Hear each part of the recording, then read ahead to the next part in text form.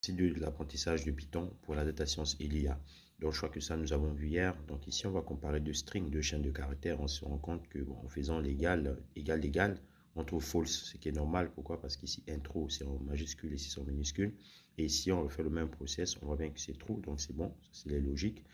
Et là, pareil, donc 100 égale à 100 et 100 égale à 100, on trouve true. 100 est inférieur ou égal à 10 et 100 est égal à 100 et 10 fausse, ainsi de suite. Donc ça, c'est le et ça, c'est le ou.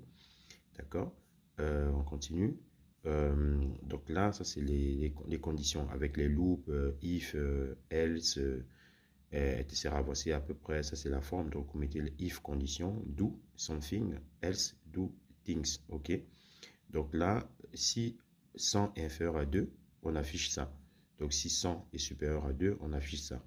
Ok, donc ainsi de suite. Donc là, vous voyez à peu près comment ça marche. Donc là, je définis deux âges, donc 30 ans et 20 ans. Je dis si l'âge de John est supérieur à l'âge de Luc, ben, j'affiche ça. Sinon, donc ça veut dire que l'âge de John est inférieur à celui de Luc, j'affiche ça. Donc là, ici, j'ai fait trois âges. Ici, je mets if, elif et else.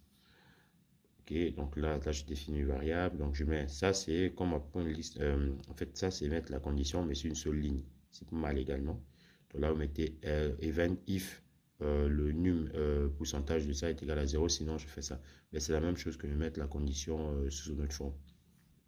Donc là, donc je définis une liste. Ici, je vais parcourir la liste. Voilà, je fais la même chose ici. Là, je vais utiliser sequence, c'est la même chose. Donc là, je vais séquencer ça. Vous voyez, donc voilà, il détaille. Là, là, je vais splitter, donc chaque mot. Là, je vais utiliser, en fait, c'est comme un dictionnaire. C'est un dictionnaire avec les clés valeurs, tout ce qui va avec. Là, voilà, j'ai redéfini une autre liste. Là, je vais rajouter, d'accord? Donc, je vais rajouter chaque élément avec un append. Ça, c'est le loop, c'est le while. Donc, tant que A reste inférieur à 20, ben, j'affiche ça. Et après, j'incrémente au fur et à mesure. Donc, ce que j'ai fait, ben, en fait, je vais incrémenter jusqu'à ce que je sois strictement inférieur à 20. Donc là, vous voyez, ça, c'est les fonctions. La notion des fonctions, donc, c'est la fonction définie comme ça. Donc, je vais essayer de bien voir. Là, c'est une fonction somme. Ici, donc là, je vais tester. Je rentre deux paramètres en entrée. Ça, c'est voilà, ça c'est le lambda function. Ok, lambda function, normalement, ça s'écrit comme ça. C'est une seule ligne. Donc, ça, c'est comment construire une fonction.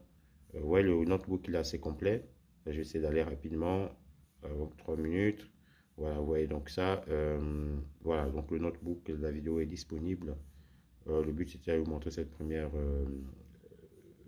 partie sur les fonctions, sur Python. Et après, donc, on va basculer sur NumPy. La prochaine vidéo sera sur NumPy. Et après NumPy, on verra Panda.